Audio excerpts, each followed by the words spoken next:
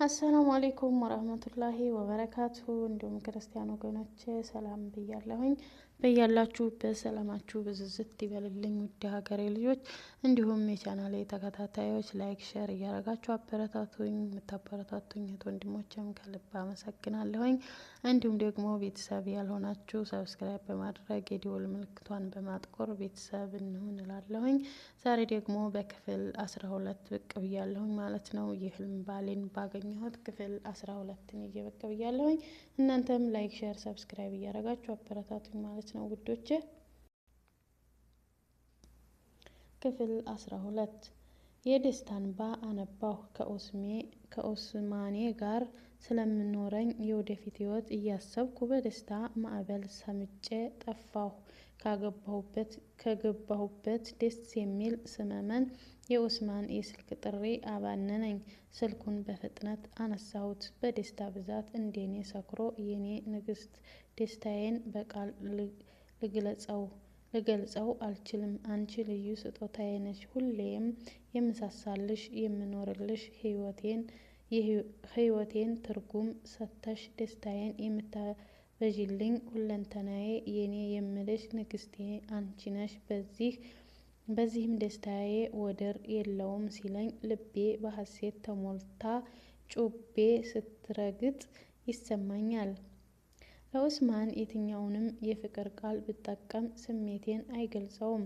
ከቃል በላይ እምቅ የሆነው ፍቅሩ ልቤን ያሞቀዋል።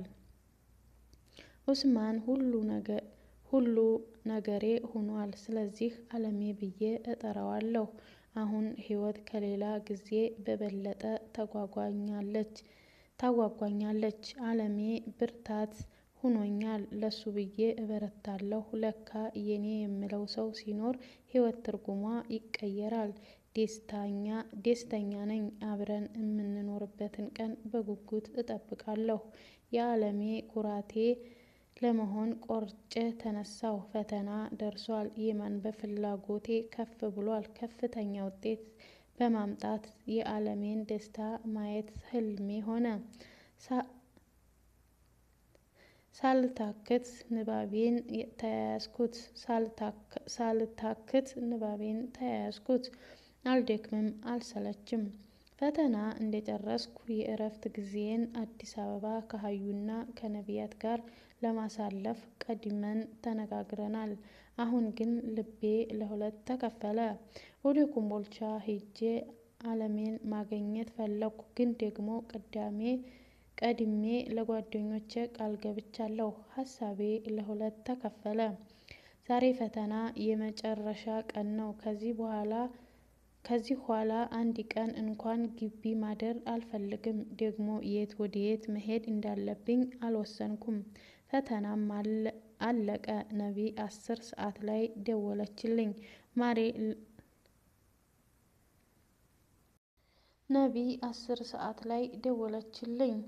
ማሬ ልንገናኝ እኮ ዛሬ ብቻ ቀረን። ወላሂ እንዴት እንደናፈቅሽኝ አለችኝ። እኔም በጣም ናፍቃኛለች። ግን በዚህ ሰዓት ከአለሜ በፊት ቅድሚያ የምሰጠው ማንም የለም። ጨነቀኝ። ኢንሻአላህ እንገናኛለን የኔ ወድ። እኔም ንፍቅቅ ብያለሁኝ አልኳ። ብለሽኛል ልኮ ደግሞ ሁሌም እንደምወድሽ እንዳትረሺ እሺ አልኩኝ። ቃሌን ሳጥፍ እንደትቀየመኝ በመስጋትም ጭምር ነበር ንግግሬ። ከነቢ ጋር ንግግሬን ጨረስኩ። ስልኩን እንደዘጋሁት አስከትሎ አለሜ ደወለ። ሰላምታ ከበለዋወጥን በኋላ ሀቢብቲ ከነገ ወዲያ ትመጫለሽ አይዴል አለኝ። ኢንሻአላህ አስቤያለሁ። እሺ የኔ ንግስት በሰላም ነይልኝ። አዲስ አበባ የምሄድበት ጉዳይ ነበረኝ። አንቺ ከመጣሽ ግን ላንቺ ቅድሚያ እሰጥሻለሁ። ከአንቺ በላይ ጉዳይ የለኝም ሲለኝ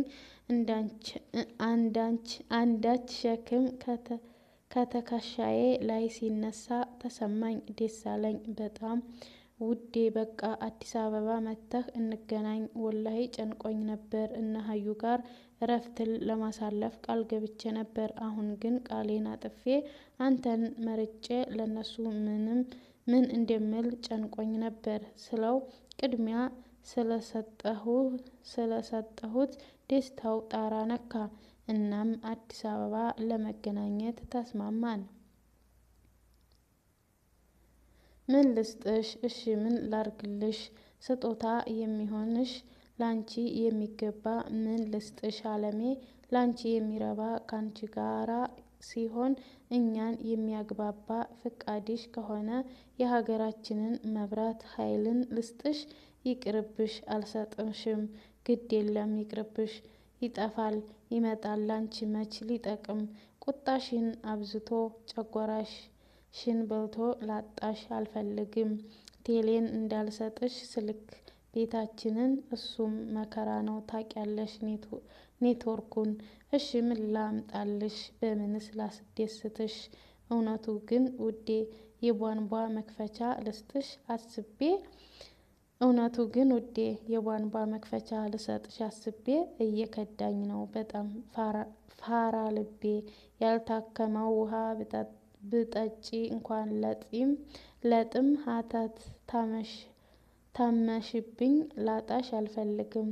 ከሰማሽኝ ውዴ ቄስ ተራ ነገር ነው። ግድ የለም አልሰጥሽ። ፍቅር ብቻ ውሰጂ ሁሌም ላስደስትሽ።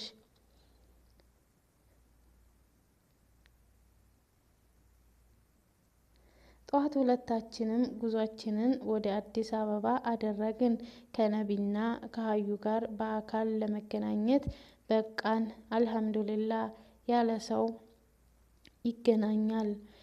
ሰው ይገናኛል ካልሞተ በስተቀር። ሶስታችንም ተሰባስበን የሆዳችንን ስናወራ አደርን። ስለ ኡስማን ስነግራቸው ሁለቱም ሳቁብኝ። ሳቃቸው ግራ አጋባኝ። ከኔ ቀድመው የሚያውቁት ነገር ያለ መሰለኝና ምን አሳቃችሁ ብዬ በጥያቄ አፋጠጥኳቸው። ሀዩ አይኗን ወደ ነቢ ወርወር አደረገችና አይ ነቢ ቀድማ አውቃ ነበር አለችኝ። ንግግሯ ይበልጥ ግራ አጋባኝና አልገባኝም በሚል እይታ ገረመም አረኳቸው። ባክሽ ገና ያኔ በኢክሩ ሰርግ ላይ ነው የምላሹ ቀን ሁለታችሁን አንድ ላይ ከኋላ ሳያችሁ ጥምረታችሁ ያምራል እና ለሀዩ ተመልካቻቸው ቢጋቡ አያምሩም ብዬ ንግግሬን ሳልጨርስ ያ ኮስተራና ጥርሱ በዋዛ የማይገለጠው ኡስማን ላንቺ ግን ጥርሱን ገልጦልሽ በፈገግታ ሲያወራሽ ሳይ ጥርሱን ብቻ ሳይሆን ልቡን ከፍቶ እንደሚያስገባሽ እርግጠኛ ነበርኩ። ይኸው ዛሬ ቀን ጠብቆ ከእጅ አስገባሽ ብላ ንግግሯን ቋጨች። በንግግሯ ተገረምኩ። ያኔ ምናልባት አላስተዋልኩ ይሆን? ያኔ ፈገግ ብሎ አናግሮኛል፣ ግን እኔ መሳቅ አመሌ ነውና ለፈገግታዬ አጸፋ ምላሽ ለመስጠት ፈገግ የሚል እንጂ የመሰለኝ ነቢ በተመለከተችው ምልከታ አላየሁትም ነበር። እና የኔ ውዶች ላይክ፣ ሼር፣ ሰብስክራይብ አድርጉ ማለት ነው። ወዳችኋለሁ፣ አከብራችኋለሁ። ኑሩልኝ። በያላችሁበት አላህ ይጠብቃችሁ ውድ ሀገሬ ልጆች። የዛሬውን ቪዲዮዬን በዛ አጠናቅቄያለሁ። በሌላ ክፍል እስከምንገናኝ አሰላሙ አሌይኩም ወረህመቱላሂ ወበረካቱሁ።